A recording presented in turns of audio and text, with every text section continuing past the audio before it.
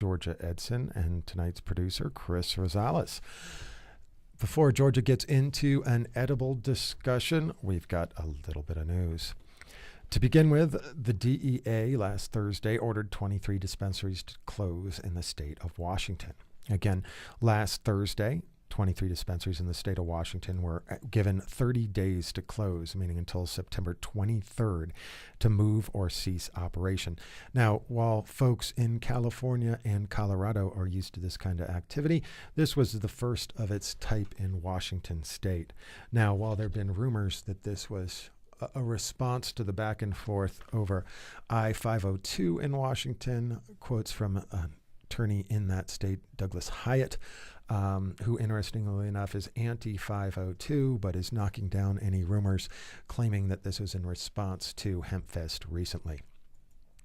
As we talked about a few months ago, Kentucky has been playing with the idea of medical marijuana. And interestingly enough, today, Democratic Senator Perry Clark pre-filed a medical marijuana bill for the 2013 legislative session. According to the NBC affiliate in Lexington, Kentucky, this was done this morning. And their quote from Senator Clark is, "This is not a conservative issue or a liberal issue. It's an issue of compassion. Countless studies show that marijuana is effective at treating pain, nausea, loss of appetite, and other symptoms. If it was my family member, I would do anything to relieve their suffering," end quote. So interesting. I never heard of bills being pre-filed. What does that even mean exactly? I guess just get it on the itinerary ahead of time. Wow.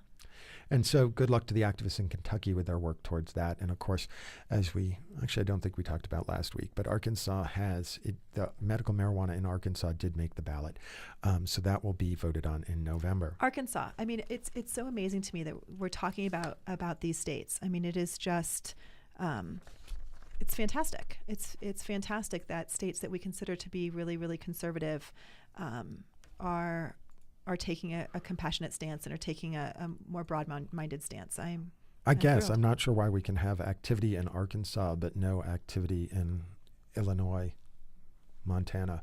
I mean, other states where right. You'd think things would happen. And I meant Minnesota, not Montana. But anyway, odd bit of news all across the internet and regular press today. It's reporting that the United States Medical Marijuana Chamber of Commerce is endorsing President Obama in his run for re-election. As part of the press release, it's discussed that the USMMCC has over 10,000 members across the country and that they are endorsing current President Obama. And not while I'll get into their agreement or disagreement with their endorsement of the sitting president, I can't find anyone who's ever heard of the U.S. Medical Marijuana Chamber of Commerce. Nevertheless, where 10,000 members come from. Well, there is a chapter in Colorado of the Chamber of Commerce. I've heard of that. Okay, and where are they? And who runs it? And where did you hear about it? From the person who runs it, whose name escapes me, but I will. Okay. Yeah, there wasn't anything on the internet about it. In a quick search about it, what popped up was nothing. I mean, please feel free to go on there. There was some mention, though, in pulling the press release, it's indicated that Thomas L. Leto III is the president and founder of the U.S. Medical Marijuana Chamber of Commerce. When researching him, it looks like he is also the head of Fort Knox Cannabis Corporation as well as Hydroplex LLC. And while there is a website up under his name, references to both those companies indicate that they will be starting, it looks like, in December 2012. So just kind of an interesting thing that popped out. And again, this is not to be confused with the U.S. Medical Marijuana Party, which I saw a lot of press releases were confusing it with. And that, of course, is Wayward Bill's group. But that is the news for today. So aren't you going to tell us about some robberies? Nope. No robberies 2 weeks in a row. Not exactly true, but there were none today. Well, that's good. Yeah. That's very good. We kind of have an exciting show today. I have a bit of bad news / good news. Uh-huh. So, tonight is the night where Levi from Noto Urban Garden Supply does our grow segment. No, he doesn't. He's never come in. He hasn't been here in 4 months. He hasn't 3 been months? here in a while. He is currently in the hospital. That sucks. It does. He broke his hand. So he's at the hospital. I shouldn't say he's in the hospital. He's at the hospital because he broke his hand.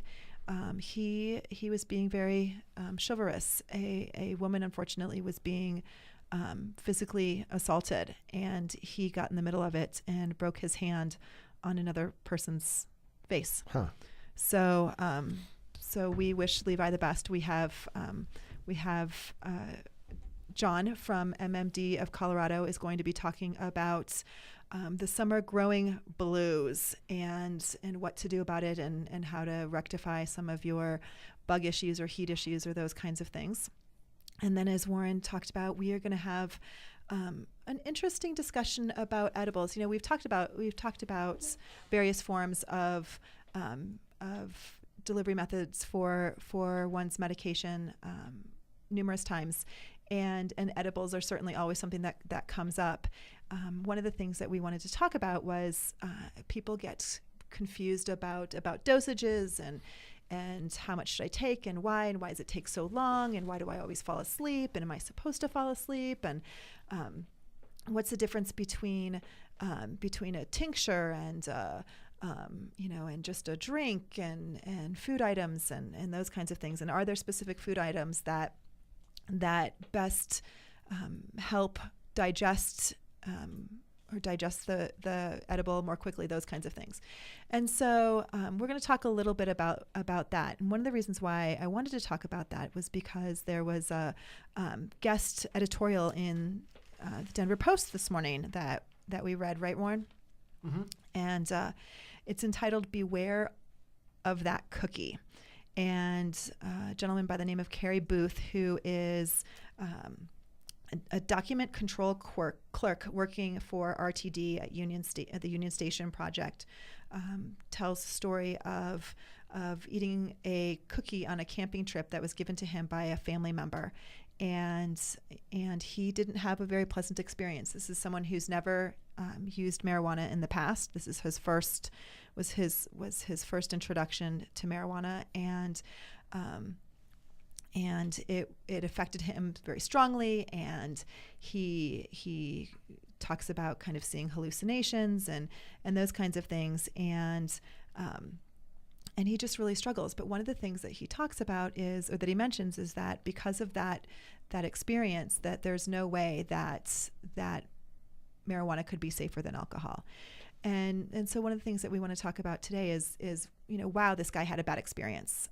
He had a bad experience, and not only did he have a bad experience, but unfortunately it sounds like he had an illegal experience, which is bothersome, that he's telling the story about a family member giving him a cookie and he's not a patient and those kinds of things. So that's that's one issue. But the other issue is that a patient, when they go into a medical marijuana center, receives information from the staff on dosages, but that initial information started with the patient's relationship with their doctor, and then talking about the possibility of using edibles and those kinds of things, and how to do that safely and thoughtfully, because your body does digest THC differently when it hits the liver versus when you're smoking. And so we're going to talk with Jenny Smith, who was one of the founding members of the Candy Girls, which is an edibles company in Colorado, and they have been doing this for quite some time and have some great information. So we're going to talk a little bit about how to know how to start utilizing edibles as part of your medical regime. And it should be a really interesting conversation. Edibles aren't what they used to be, where people put a bunch of leaves in their Betty Crocker brownie mix and stirred it up and popped it in the oven.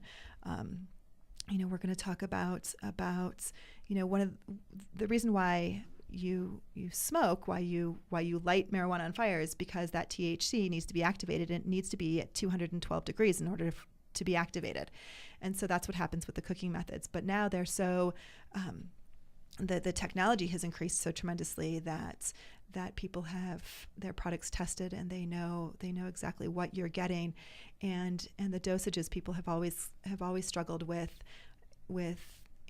this cookie's too strong and this cookie's not strong enough, and how do you reconcile that? And so we're gonna have some conversations around that tonight, and yeah, today was the first day of school at Denver Public Schools. And so if you saw a lot of parents walking around today, if you're in Denver, who looked somewhat relieved, it's because their kids have a regular schedule for the next 9 months. And for some parents, that's very relieving. I don't know how I feel about it. Our son likes school, and that's great. Wow, homework takes up a lot of time. Even in second grade, homework takes up a lot of time. So yeah, that's our show today, and I'm happy that we didn't have to start off with some kind of burglary or robbery or something along those lines. So I think that we're ready for commercial, and we want to thank our friends at Noto Urban Garden Supply. They are located at 1330 27th Street in downtown Denver, just northeast of Coors Field. Noto Urban Garden Supply is not just for the professional gardener, but for the hobby cultivationist as well. They are your full hydro center. As we have talked about week after week, you've got to try their compost tea. This is wonderful. If you go in and talk to Levi, he will tell you exactly how to help all of your plants by using this compost tea, rich in nutrients, is able to help a wide variety of soil issues and rejuvenate your soil and really help feed the plants the nutrients that they want.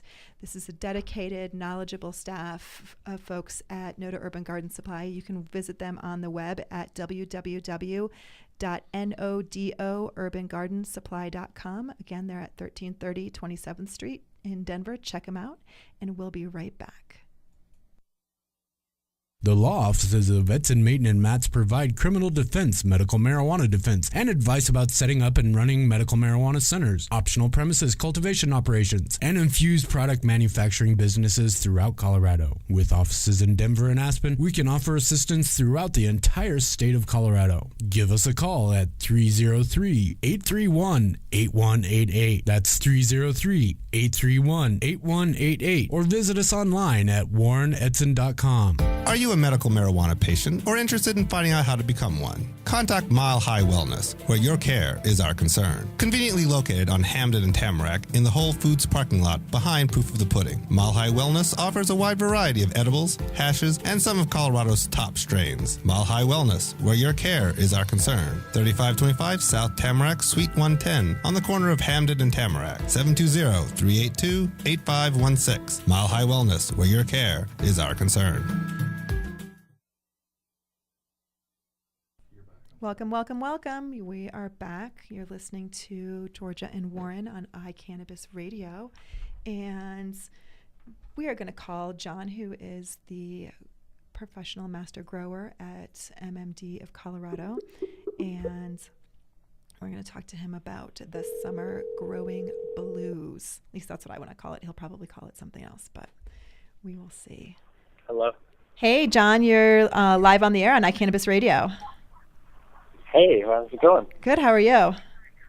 I'm fine. I'm stumbling around Whole Foods, but I'm prepared to do this. Let me go take a seat. What happened with happy hour? I'm already done with happy hour. It was wonderful. I was very happy. It was very happy. Well, I'm so glad. Well, I was just telling everyone that we have gotten so many calls and questions about what's going on with summer. My plants aren't happy. I can't regulate my temperatures. Oh my God, every bug that I thought that I had eradicated has now infested again, and I don't know what to do about it. Is this a common issue? Well, it's every summer pretty much. I mean, it's the bane of the indoor grower.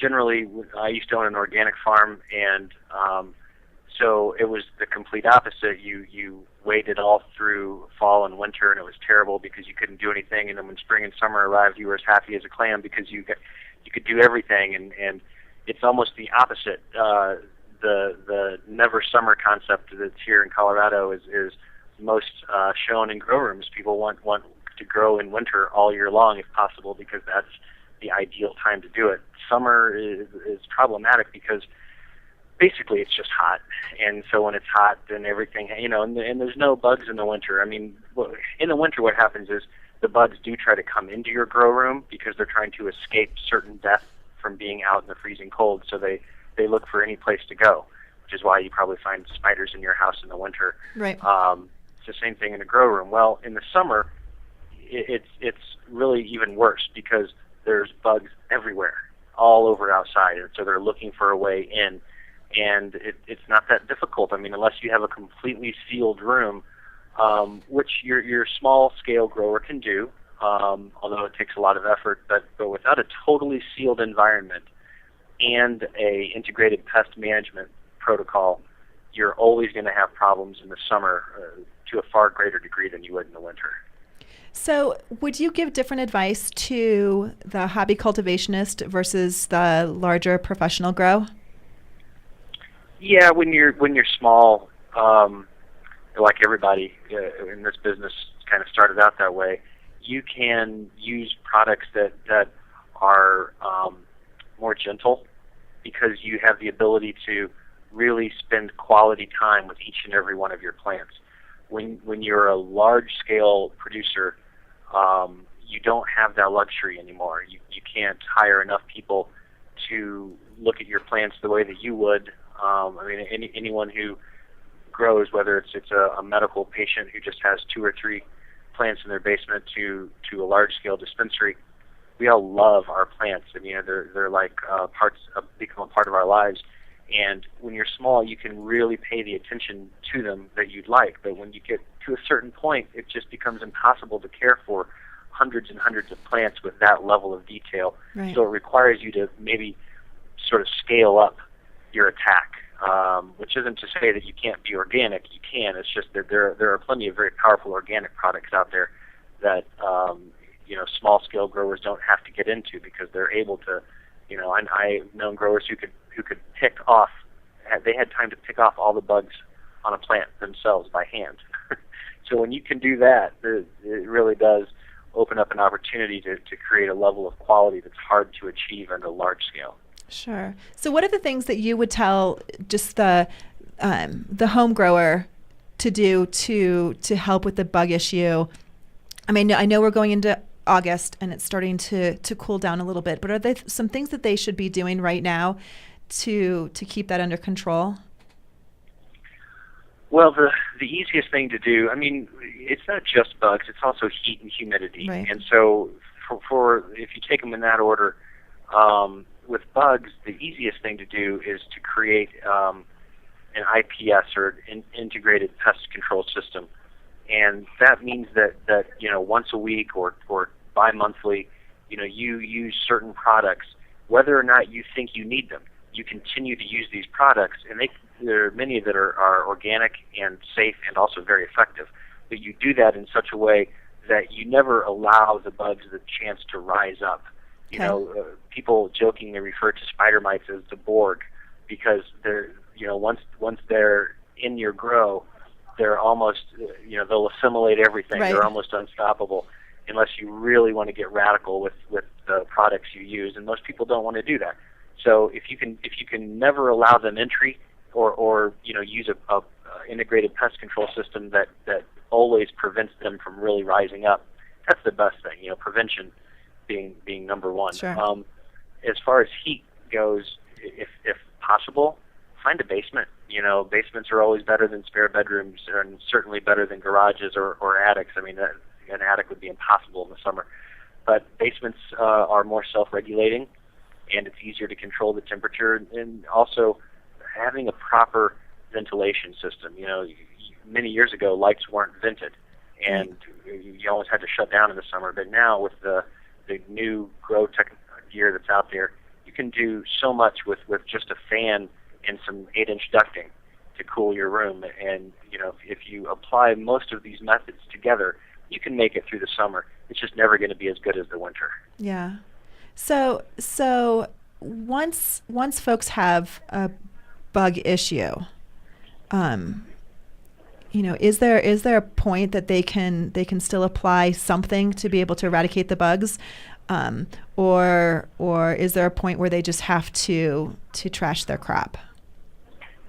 It depends on the bug and the point at which you realize you've got a problem.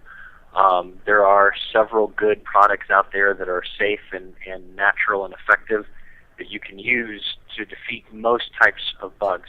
There are different kinds. You've got bugs on your leaves, for example. Most often that's going to be a spider mite. You've also got bugs that attack your roots. Here in Colorado, the big issue is root aphids, and they are tough, nasty bugs. Yeah. But there are products, if you go to your local hydro store, they've got several products that really work, but you have to get them at the right time. There are products that you can use right up until just a few days before harvest, and they're all natural, organic products, generally made with ingredients like rosemary oil or garlic oil, but they're not as completely effective. So it's really a judgment call on the part of the grower. Most people don't want to smoke bugs, right? Or have their product turned into an edible that had bugs on it. However you choose to medicate, you don't really want to think about bugs being a part of that process. So right. The best thing to do is to get them early, and there are several great products out there, but get them early and then stay on top of it. Now, going back to the heat issue a little bit, what's the optimal temperature? Yeah, that's a good question. It really depends. Okay. If you're enriching your room with CO2, then you can run at a much higher temperature. As a matter of fact, the plants prefer at a higher temperature. If you have 1,000 to 1,200 parts per million of CO2 in your room, your plants want 88 to 90 degrees. Well, if you only have ambient levels or naturally occurring levels of CO2, which is around 350 to 400 parts per million, your plants will basically stop growing above 90 degrees. So there's not a completely simple answer to that question. Right. But let's say most people don't use CO2. High 70s is really good, and that kind of bridges the gap between what your old school landrace strains and your old school jungle strains like long flowering sativas. You have to kind of find a happy medium. A lot of times people will have more than one strain growing in a room, and your jungle strains like hotter temperatures, and your landrace strains like your cushes want cold nights. And so you're trying to find a happy medium, but the upper 70s is pretty good. If it feels good to you, the plant's probably going to like it. Well, that sounds like a good rule of thumb. So, sorry, my producer is pointing out that we have a bug here in the studio, and it's not a root aphid, it's not a spider mite, it's not flying, it's an ants. It's an ugly, ugly ants. So, well, they're mostly benign, except for they're gross and they shouldn't be in here. But so are there some products that in particular you would recommend? There's a lot of azodactrin-based products that come from an extract of neem, which is a tree that grows, and those products are safe and effective. Now, they have to be used properly, and the best thing to do is read the instructions. A lot of these companies that produce these products will have a website where you can go and they'll have a list of frequently asked questions. Do a lot of research before you apply these things.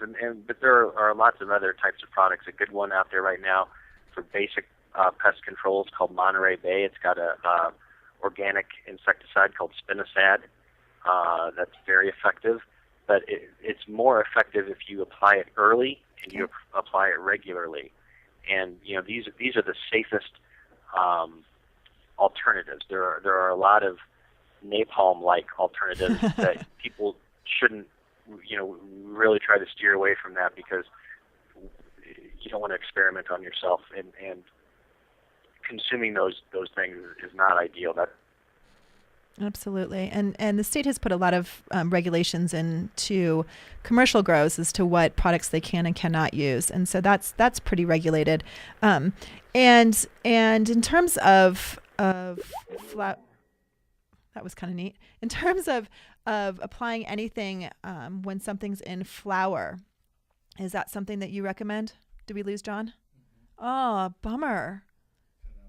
We're gonna call him right back. I think that there's bad cell service at Whole Foods, is what I'm thinking. Yeah. I was just joined in the studio by my friend Jenny from Mile High Wellness, who's been a sponsor of iCannabis Radio forever. And Jenny and I are going to talk with Jenny Smith from the Candy Girls in a little bit about edibles. Thank God. We love her. She's amazing. It'll be wonderful. Very informative. Ring, ring. Ring, ring. Ring, ring. Hello? Hi. Whole Foods Hi. cut you off because you were talking about marijuana. That's I think they love that here. They probably do. They probably do. So I was just about to ask you a question about applying anything when your plants are in flower. Are the non Yeah, it's a little touchier. You know, the earlier you do it, the better. The first couple of weeks you can get away with a lot of stuff. As the plants mature and your blooms become larger, you want to be careful about damaging them. Even if you're spraying water, the physical reaction of the bloom to being sprayed by something, especially if it comes in hard, like a hard rain would outside, it can kind of tear up the product and beat it up a little bit. So Sure. You want to be gentle. The finer the mist, the better. It also helps to raise your lights as high as you reasonably can, or even turn your lights off, but have some backup ambient light. If you've got just regular overhead lights you can turn on, and maybe some fluorescence or a T5, turn that on just so that your plants maintain the light cycle, but the intensity of those HID, those high intensity discharge lights, have been taken away.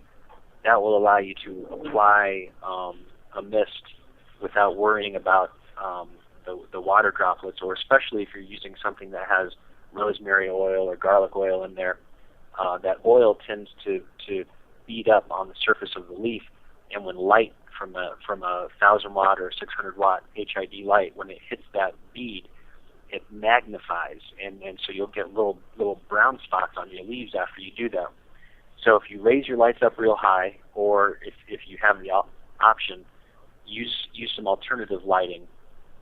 Before you turn your HID lights off, you have some fluorescent lights going on, or the overhead lights in the room, and that will be enough for the plants to maintain the light cycle that you've had them on. And then once the mist that you've used has had a chance to evaporate, an hour and a half, you can turn the lights back on. Okay. So I had a question about if there are specific strains that are better or worse summer strains. Yes.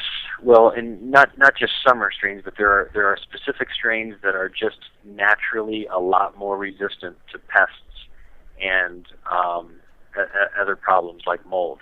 I don't know why. For whatever reason, we grow Durban poison, and it is almost never affected. If anything goes wrong in the grow, this plant, it just seems like it is completely oblivious to whatever the problem is, because spider mites never touch it, powdery mildew never touches it, and there are several strains like that. We have a super lemon haze that also is pretty resistant, but we have other strains that people really like also that are very susceptible to these problems, and so it really requires a lot of diligence to grow those strains that a lot of people want, because sometimes they're more susceptible. So choosing a good strain really is like the very first decision you can make to head off these problems before they start. Excellent, excellent.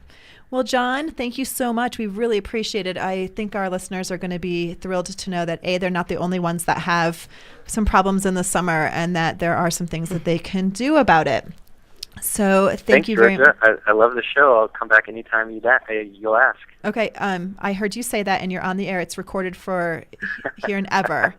So, all right, I will talk to you tomorrow. Thank you so much. We've been talking to John, the grower at MMD of Colorado, and we are going to take an ad break. And after that, Jenny from Mile High Wellness and I are going to talk to our friend Jenny Smith from the Candy Girls. And one of our sponsors, of course, is Medical Marijuana of the Rockies. mmrockies.com is your mountain source for meds. Not only do they have wonderful flowers, but they also have a pretty large immature plant selection. You can go and purchase your baby plants there. Check out their website, again, mmrockies.com, where they always update their clone or their immature plant and strain selection. And make sure that you go and visit them and say, you heard about them, iCannabis Radio. They're located in Frisco, Colorado, exit 203 off of I-70. Right behind the Big O Tires. That's Medical Marijuana of the Rockies, mmrockies.com. And they will treat you so right. We love Aaron and Jerry. You're listening to iCannabis Radio. I'll be right back. Let's face it, rules and regulations are complicated, especially in the field of medical marijuana. Let Medical Marijuana 101 help you get through the compliance process. We can also explain to you your employment requirements, your employees, and your business. But our work doesn't stop there. Our experience in cultivation ranges from the design of grow rooms to the diagnosis and resolution of grow problems. Visit us at www.medicalmarijuana101.com or call 303-388-7706. That's 303-388-7706. Are you a runner? Are you a runner who supports marijuana legalization? Run on Grass is a group of athletes actively seeking to change our marijuana laws. We speak the truth about cannabis, bringing the message through our feet to new ears. Check out runongrass.com to find out more about us, our events, and how to join up or how to sponsor a runner. If you're in the Denver area, please join us for runs or start a group in your area. Running not your thing? Any sport can do it on grass. runongrass.com.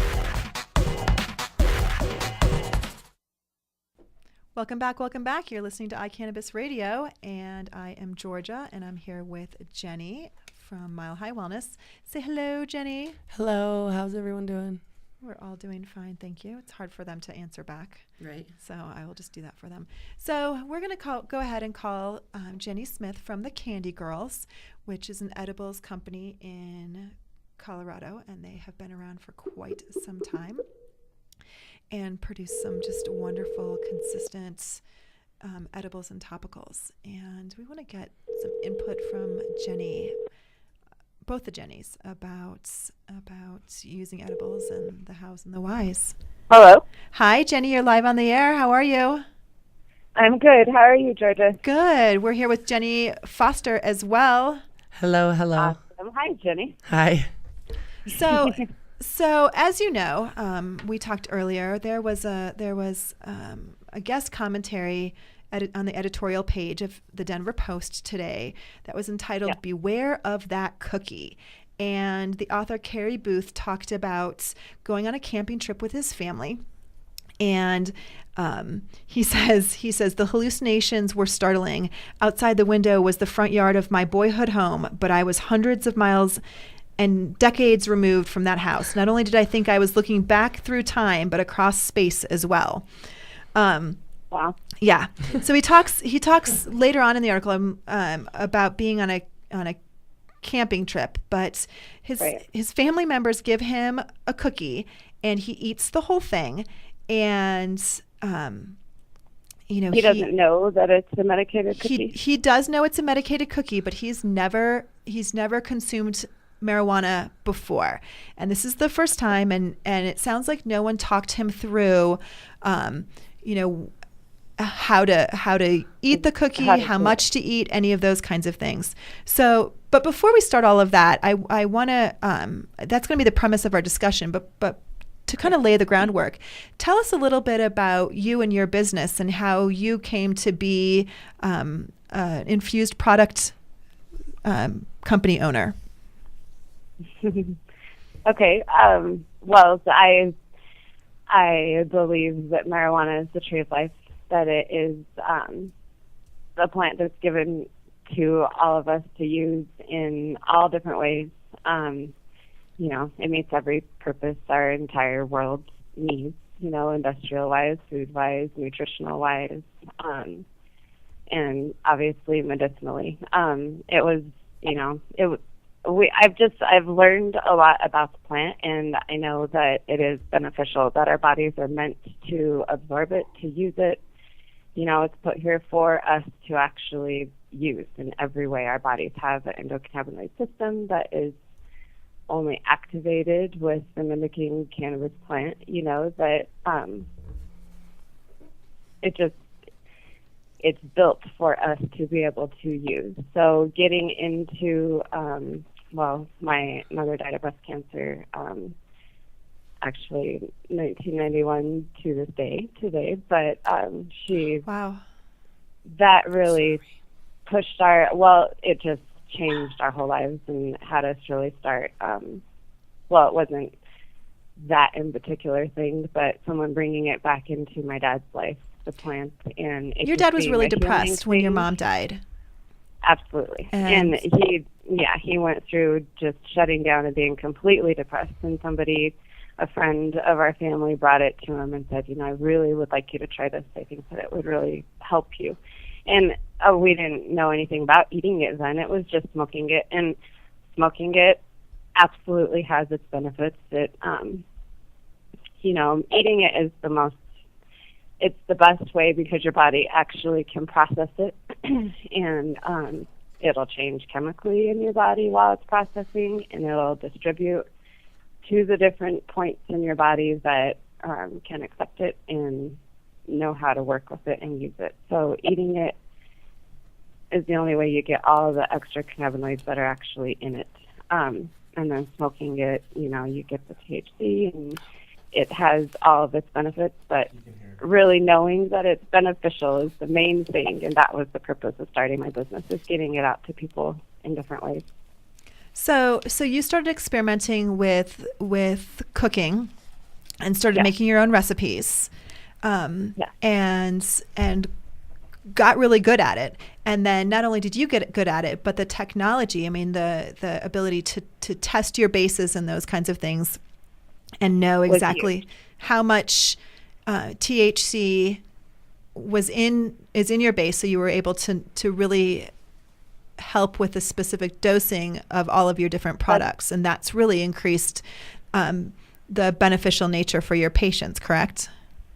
Right. Well, and it's really helpful to be able to know exactly how much I'm working with before I put it into a recipe, so I know how much each piece is actually going to be. The testing has been extremely beneficial, and so very helpful. It really has. But yes, it lets us know, that we have a bar now, or a brownie, that is 100 milligrams.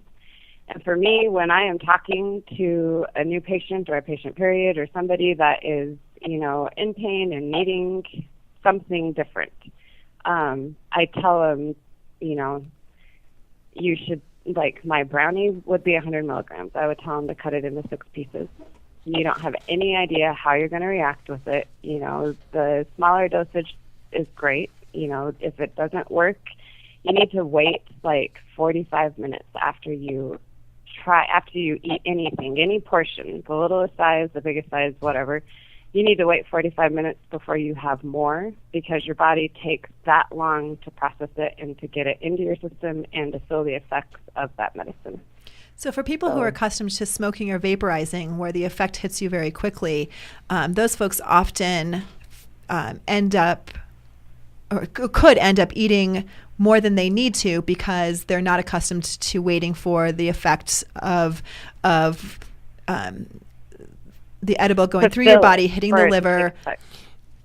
I was just going to chime in and say that's the difference. It's completely 100% different if you ingest it versus smoking it. The whole process from putting it in your mouth to swallowing it to the way it processes through your body is 100% different than smoking a bowl or vaporizing, and it processes through your brain.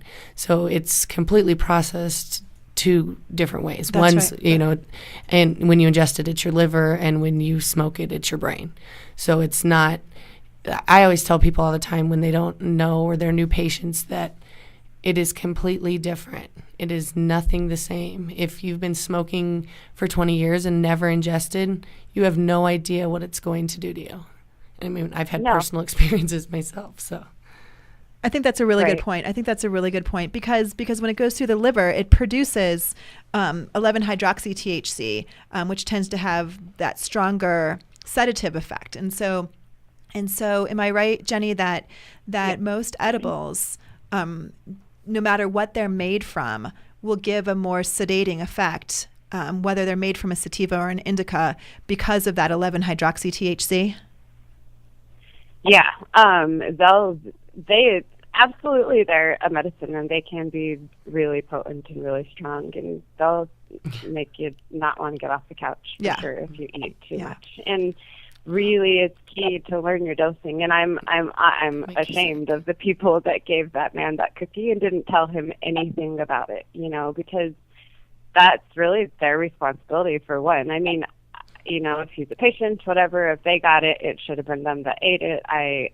That's the law, and that's how that goes. But if you're looking at a friend and you see this friend's in pain and you know that that's going to help them, and I understand that, giving that, but you have to be responsible to explain exactly what it's going to do and how to use it, because it's a very, very powerful plant. It is a powerful plant, and you shouldn't abuse it. For sure. So let's talk about that issue right there, the responsibility, because what would you two both say to someone who's new to edibles, in addition to the fact that it's going to affect them differently? So they've got a 100-milligram cookie.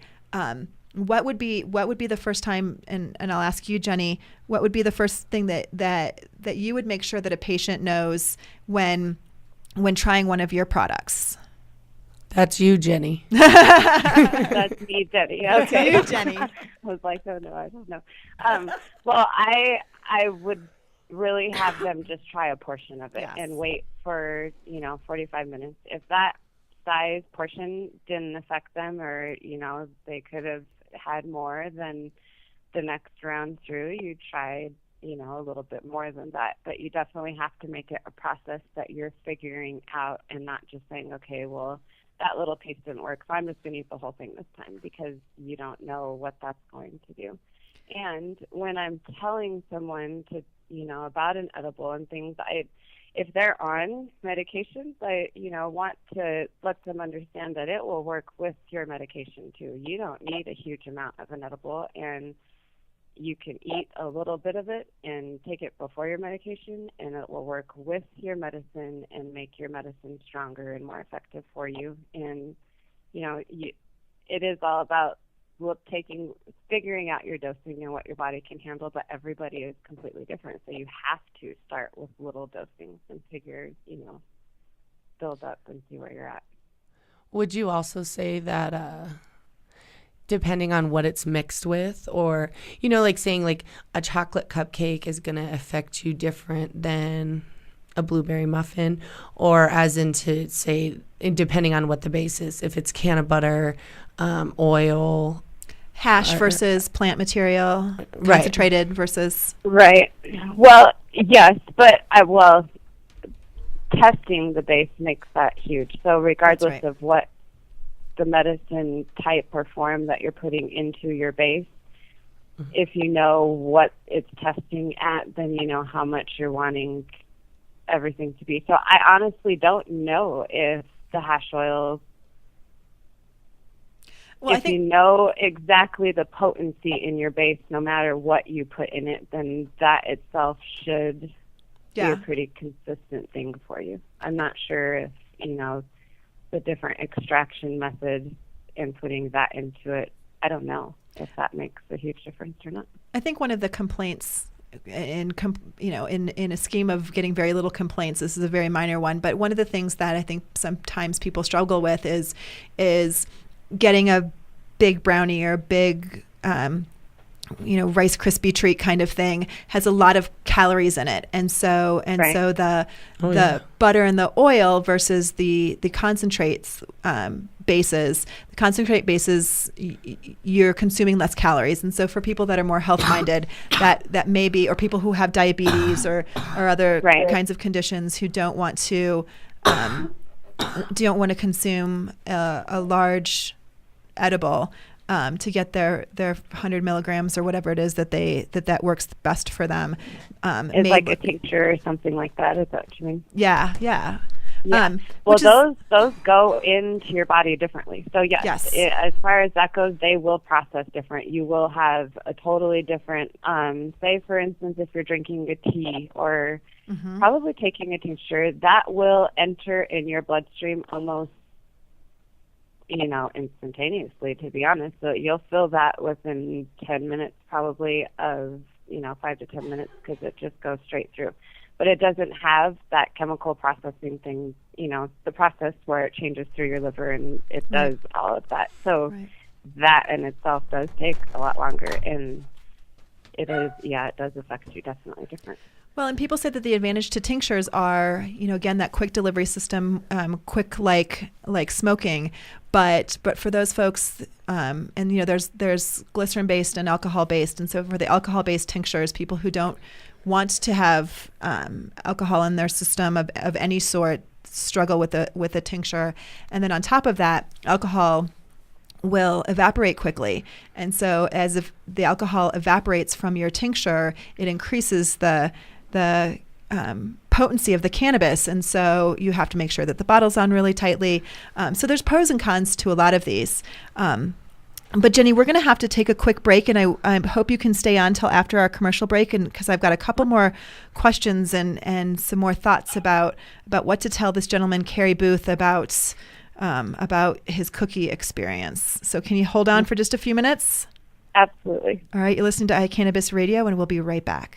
The law offices of Edson, Mayton, and Matz provide criminal defense, medical marijuana defense, and advice about setting up and running medical marijuana centers, optional premises cultivation operations, and infused product manufacturing businesses throughout Colorado. With offices in Denver and Aspen, we can offer assistance throughout the entire state of Colorado. Give us a call at 303-831-8188. That's 303-831-8188. Or visit us online at warrenedson.com. Are you a runner? Are you a runner who supports marijuana legalization?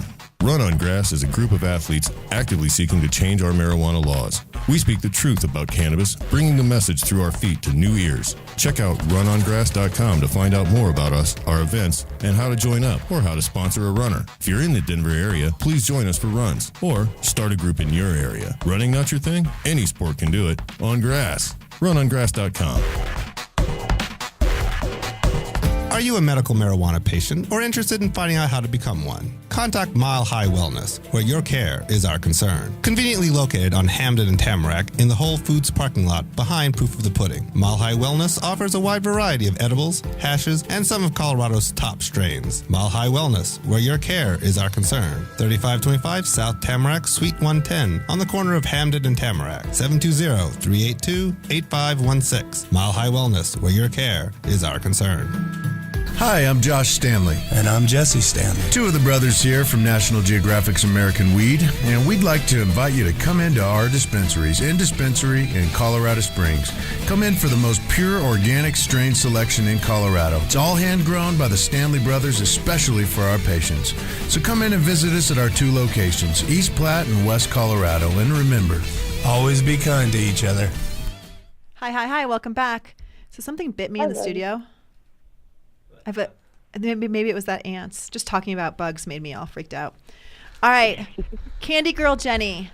So back to beware of that cookie in the Denver Post today.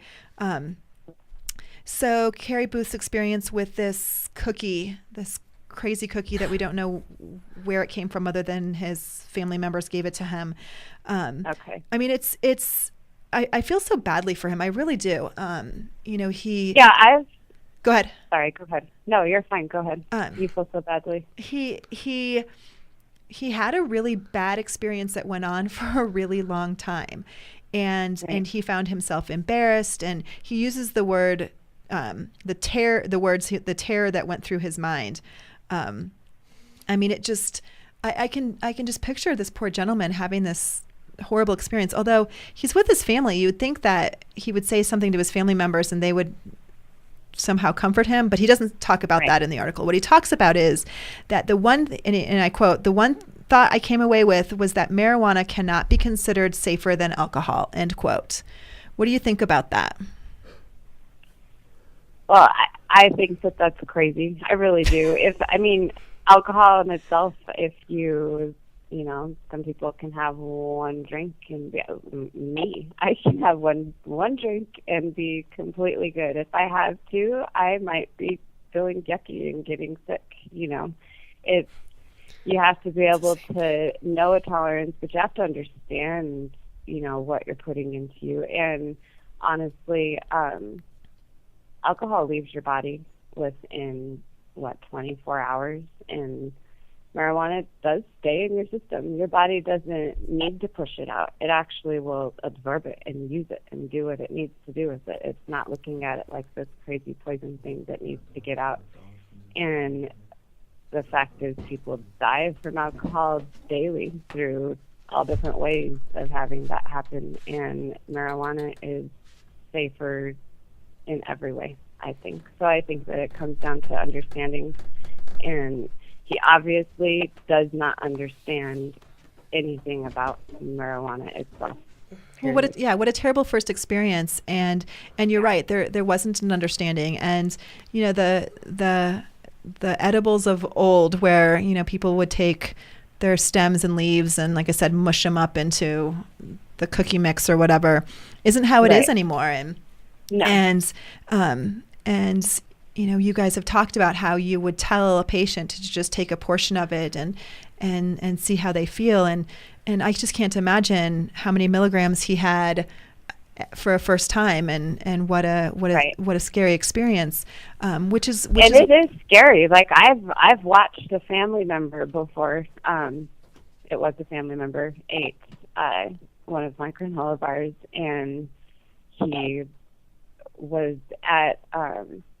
He and his wife to like a fair outground, at Jefferson County Fairgrounds they had gone to, and he called me from there and was like freaking out because he had a really bad experience. But it lasted a few days, but he was able to, kind of talk to me about it a little bit, and I was able to reassure him that it is going to leave, and he just kind of stayed by himself, and it wasn't very fun. But he also understands that he shouldn't have been just eating that. And, you have to, it is a medicine. Like, as far as that goes, it's a very powerful medicine. Right. And treat it respectfully. Well, absolutely. and that's the thing that's so a shame is that he's now the author of this commentary, of this editorial is forever tainted with the feeling that what happened to him was unsafe. And I think that one of the things that I would hope that regulation would be able to aid in is people not getting stuck in that situation where they are unknowingly entering into something that's too strong for them, or not right for their body, or those kinds of things. And that's clearly what happened. But that doesn't necessarily equate to that marijuana couldn't possibly be safer than alcohol. I mean, he wasn't going to die from that cookie. There was nothing about Absolutely eating an edible that was going to kill him, as opposed to, the first time that you drink alcohol and you do 10 shots. Yeah, that could potentially put you in a lethal situation. Oh, absolutely. And so it's just the conclusion that he drew, I think, is unfair and inaccurate. I just think for him, it's the worst case scenario. Yeah. I mean, realistically, if he wasn't going to die, he didn't get sick. I mean, he could have got sick, but he, within himself, with the paranoia and in just the psychoactive effects it has to do with the stigma that is put on the plant too. To be honest, like the paranoia and everything, you can just relax and get through it. If people were taught about this plant and it not kept up in this bottle saying, "Oh, it's so bad," and has this terrible shame cloud over it, and people were able to actually understand it, even in school, they go through all these classes talking about how bad this plant is. And that is what has to change and has to stop, is we have to educate people on actual truths about it and understand the potency and how to respect it. Like, it is all about having to get past that stigma of it being the worst thing in the world. And him saying that is just trying to stay with that. But that's why I say he doesn't understand the plant at all, and it is a very unfair and unjust thing for him to say that. Well, I think you make a really good point. I mean, you said earlier that this is a very potent medicine, and it needs to be treated with thought and respect. And my guess is that when he looked at a cookie, he just looked at a cookie and thought, it's a cookie. It's a cookie. It's a harmless cookie. It's just going to be fun. And right. and he could have felt better and had fun, whatever it is that he wanted to do, if he didn't. If he was more educated. If he was more educated and took it more seriously, and like you said, if there wasn't the shame cloud over it. I like that phrase, because there is, and it's ridiculous. It's ridiculous. Yeah. So one of the things that I'm changing the subject just a little bit, but one of the things that we know that edibles are extremely helpful for is pain, is pain relief.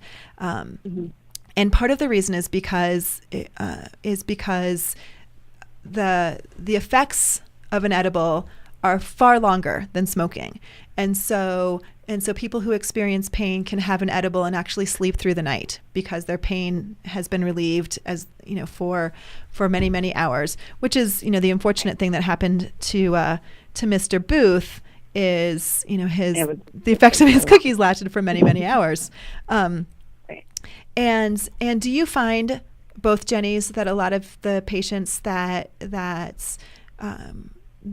eat edibles really find some significant pain relief from eating versus smoking, or eating and smoking, or what do you know? What do you see with your patients? I would say for our patients, everybody's different. Every single person's going to be affected different. There is particular patients, though, that I would say they only take edibles. Smoking doesn't affect them. It doesn't help whatever their ailment is.